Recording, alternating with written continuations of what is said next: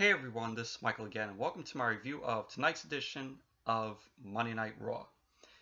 And I thought tonight's show was decent. Uh, liked some of the stuff that was on tonight's show. Really enjoyed some of the stuff that was on. But before I start the review, I want to show some WWE figures that my mom picked up for me yesterday.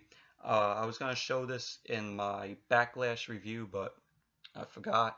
Also, if you haven't checked out my Backlash review, which was the previous video, go check that out. I uploaded today. So if you haven't seen my review of Backlash, go check it out. But yes, I want to show you all a little bit of these are three figures that my mom got for me. First one is the Rock figure. So yeah, it's back. And then we have the Samoa Joe figure when he was still in NXT. It says NXT down there. Is the back. And then last one was Kevin Owens figure when he was still on Raw. And of course, these figures are from the same line. The John Cena figure, which I have over there, that I received for Christmas, was part of this series of figures. Kevin Owens was also part of the figure. Kevin Owens was part of this line's figures. You know, The Rock, Roman Reigns. Samoa Joe was also part of this series of figures. Emma, Sheamus, and the Kane, Demon Kane. So yeah, so this is my mom got these at Lotless for they were both $5, so good deal. So yeah, good deal on well, they must stay still right there. Good deal on all three of them. So, but yeah, so now on to the Raw review. The show opened with Bray Wyatt coming out, saying that at Extreme Rules, 4 men will suffer. You know, the 4 men that he's competing with will suffer. Because Kurt Angle officially made the match last week on Raw, and he said it's going to be a fatal 5-way, and Bray Wyatt's going to be in it. Finn Balor, Seth Rollins, who else was there? Samoa Joe. All 5 of them are going to be in the fatal 5-way match at Extreme Rules. And you know, Bray Wyatt was like, oh yeah, stand up, you know, he asks for the people to stand up, and you know, for soon the slaves of the beast will be liberated. That's what Bray Wyatt was saying. And then he goes on to say that he sacrificed Seth Rollins, and that he sacrificed Samoa Joe too, and then he goes on to say that only he can slay the beast. And he then talks about Roman Reigns, which leads to him coming out. Roman Reigns says if Bray wants to keep running his mouth in his yard, he just tells Bray to say it to his face. And Bray says to him that, you know, he's the only one who can beat Brock Lesnar. And Roman Reigns says that at Extreme Rules, he's going to beat all 4 guys, and he's going to face Lesnar for the title, for the Universal title. So, sorry about that, but I was saying Roman Reigns says that he's going to beat all 4 guys, and that he's going to face Lesnar for the title. And then Roman says he wants to figure out how to get Bray out of his yard, and they both have a stare down. Kurt Angle ends up coming out saying that, you know, he likes Roman's idea, and he makes the match that happens after the break, which is Roman Reigns versus Bray Wyatt. So it was a pretty good opening segment. Then after the commercial was over, when Raw came back from commercial, it was Roman Reigns versus Bray Wyatt, and it was okay. Just them both going at it. You had Samoa Joe come out because Roman Reigns won the match by disqualification because Samoa Joe came out and he hit the Coquina Clutch on both Roman Reigns and Bray Wyatt. And then Seth Rollins ends up coming out. He takes out Joe. And then Roman Reigns Superman punches Bray Wyatt. And it's just, Seth and Roman in the ring. So, but all in all, Roman Reigns versus Bray Wyatt was okay. But disqualification at the end. And then when Raw came back from commercial, we saw Roman Reigns and Seth Rollins backstage with Kurt Angle. Kurt Angle makes a match later on in the night, saying that both Roman Reigns and Seth Rollins will take on Samoa Joe and Bray Wyatt. And then Elias Samson comes for another awkward guitar play-in. He's just there. And Kurt says to him that he's going to give Elias his first match on Raw, and he's going to take on Dean Ambrose. So it was a pretty short little backstage segment. And the next match was Akira Tozawa versus Ariya Daviari. It was a short match. Really enjoyed Akira Tozawa in this match. The guy is pretty much, in my opinion, the best cruiserweight, the best superstar in the cruiserweight division, along with Neville. Also, Rich Swann is good. TJP. So, but really enjoyed Akira Tozawa. He has that hypeness in the match where he's going rah, rah, rah, like that. Like, it gets you very hyped up. But Akira Tozawa won the match with a swanton on Daviari. So, Akira Tozawa won the match. Very entertaining match. Then after that, we had Sasha Banks being interviewed about her match with Alicia Fox. And then just Alicia Fox and Noam Dar are there. They're just talking smack to Sasha. So it was a very little short backstage interview. And then we had Elias Samson in the ring. He was horribly singing about Grand Rapids, because Raw was in Grand Rapids, Michigan tonight. And then he also sings about Dean Ambrose. Ambrose ends up coming out and interrupts him to start the match, which led into Elias Samson versus Dean Ambrose. Miz and Maurice were on commentary through the match. The match was pretty decent. Dean Ambrose, Elias Samson was dominating through like the first half of the match, and Dean Ambrose was coming back, through the match.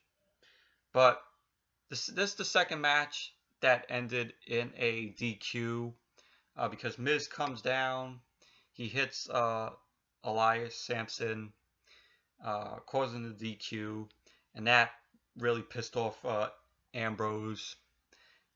And then after the match, he had Ambrose chasing Miz, and then Elias lays Ambrose out. So, but all in all, it was a decent match, but the disqualification in the end killed it. So we had two matches that were DQ in the first hour of Raw. Wow. And then after that match,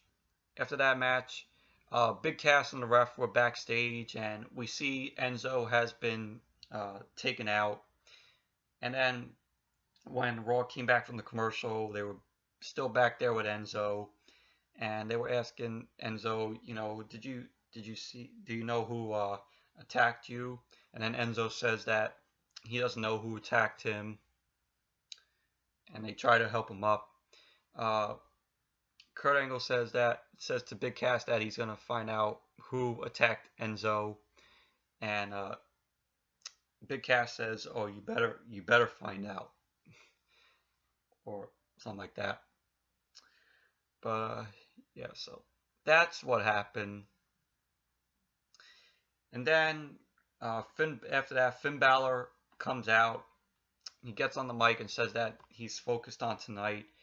And then he gets interrupted by Paul Heyman. A surprise to see Paul Heyman back, because he's been off. He's been off since a month, since after WrestleMania. Since WrestleMania 33. And then Heyman talks about the 5-minute and the Fatal 5-Way match at Extreme Rules. And he says that if any of those men win the match, they will be a victim to Lesnar. And Heyman actually praises Finn Balor, and he says to Finn that Finn is the most talented performer in WWE today, which I agree with him on that. Really enjoy Finn Balor. I know a lot of people are mixed on the guy, but I really enjoy Finn Balor and the matches that he has had on the main roster so far. Even though he was out since SummerSlam of last year when he was injured by Seth Rollins, and he had to drop the Universal title the next night on Raw. But Heyman says he looks forward to the possibility of Finn Balor versus Lesnar if Finn wins the Fatal 5-Way match, which I hope Finn wins the match, because he never lost the Universal title. He just had to give it up because he was injured. So really would like to see Finn Balor win the Fatal 5-Way match and face Lesnar for the Universal title, and then really would love for Finn to take back the Universal title, because he never lost it. And then Finn tells Heyman to give a message to Lesnar. Finn tells Heyman he's going to win the Fatal 5-Way match and he's going to beat Lesnar for the Universal title, which I hope that happens, because Finn deserves to have the Universal title back. But it was a pretty good segment, must say. And then it was Finn Balor versus Karl Anderson. It was a pretty good match, must say. Really enjoyed it. But you had Finn Balor win the match with the coup de grace on Karl Anderson. So, but pretty good match between Finn Balor and Karl Anderson, two former Bullet Club members going at it. Really good. Really good match. Then after that, it was Alicia Fox versus Sasha Banks.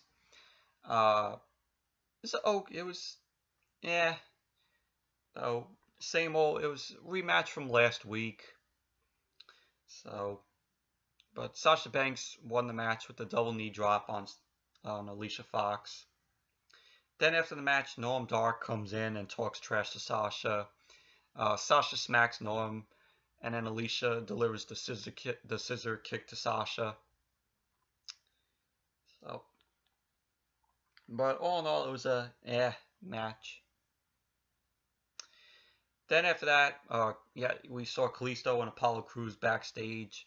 Kalisto tells Apollo if he attacked Enzo, and Apollo says that he didn't. Titus comes in and he thinks Kalisto is on the Titus brand. And then Kalisto says to Kalisto says to Titus that he's not in the Titus brand, and Titus then tells Kalisto that he's in a match with Apollo tonight to teach him a lesson because Titus didn't like how Kalisto said that. He told him that he's not part of the Titus brand. So, and then we had a Goldust promo. He cuts a promo about what he did to R-Truth last week, where he turned on where Goldust turned on R-Truth, bringing up the Golden Truth, which really happy about that because they've been nothing but jobbers. And Goldust also says in the promo that he's back to being in the director's chair. Is from going back to his old Goldust gimmick from back in the day, which really happy to see. Hopefully they give him a good a good push. Now that he's away from R-Truth. And then after that we had Alexa Bliss being interviewed, saying at Extreme Rules how she's going to be Bayley, and then she also goes on to say that Bayley is not going to be that extreme in the match. Because it's going to be a kendo stick on a pole match. So it was a short little interview with Alexa Bliss. Then it was Kalisto versus Apollo Crews. Okay match, though nothing special, nothing great. But yeah, Kalisto win the match with the Slido del Sol on Apollo Crews. Just like I said, it was okay match. Then after that we had Matt Hardy versus Sheamus. The winner of this match chose the stipulation at Extreme Rules. It was a good match. It was a pretty decently good match. Matt Hardy was going at it against Sheamus. Good wrestling from both of them. But Matt Hardy got the win with the twist of fate on Sheamus. And so after the match, Matt Hardy says what the stipulation that they're going to have at Extreme Rules when they face Cesaro and Sheamus for the titles. And the stipulation that Matt Hardy chose was a steel cage match. So at Extreme Rules is going to be the Hardy Boys versus Cesaro and Sheamus for the titles, for the tag team titles in a steel cage. So that's going to be a pretty good match at Extreme Rules. And then after that, it was Austin Aries versus Tony Nese. It was not that good of a match. It was good to see. It was good for Austin Aries though. Neville was sitting at ringside watching the match.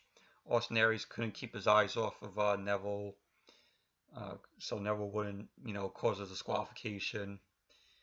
But Austin Aries got the win with the forgot that submission move. But he really does that submission move. What is it now? I'm blanking here. Oh yeah, I think it's called the Last Chancery. I think that's how you pronounce it. But yeah, that's what he won the match by, Austin Aries. And then after the match, you had Neville attacking Tony Nese with the Rings of Saturn. So all in all, it was not that good of a match, in my opinion. Next match was Alexa Bliss versus Mickie James. It was decent match for Alexa Bliss in it. But Alexa Bliss won the match with the DDT on Mickie James. Then after the match, you had Alexa hit Mickie with a kendo stick, which she used on Bayley last week, where she hit Bayley in the back. I think she hit Bayley in the neck with the kendo stick last week, which I saw. And then showed pictures. It showed a picture on WWE.com with the imprint on Bayley's back when Alexa hit the kendo stick on her. Alexa hit Mickie with the kendo stick, and then Bayley came out and she took the kendo stick and she wanted to hit Alexa with it, but Alexa retaliated out of the ring, wanted nothing to do with Bayley. So, but overall, it was a decent match. Alexa Bliss versus Mickie James. And then it was the main event, which was Bray Wyatt and Samoa Joe versus Seth Rollins and Roman Reigns. And this was a good main event, my opinion. A lot of back and forth action between these stars. You had Seth Rollins taking out Samoa Joe. Bray Wyatt and Roman Reigns. Roman Reigns taking out Bray Wyatt. But in the end, Bray Wyatt and Samoa Joe won the match because Joe hit the coquina clutch on Rollins. And then after the match, Finn Balor approaches Kurt Angle, and he says to Kurt Angle that he wants to have a match with one of those stars next week, either be Bray Wyatt or Samoa Joe. And then Kurt makes 2 main event matches for next week's Raw. One of them is going to be Finn Balor versus Samoa Joe and Bray Wyatt in a triple threat match. And then it's going to be Seth Rollins versus Roman Reigns. So that's going to be those are going to be probably 2 decently good matches for next week's Raw. So, but all in all, it was a good main event between Bray Wyatt and Samoa Joe versus Seth Rollins and Roman Reigns.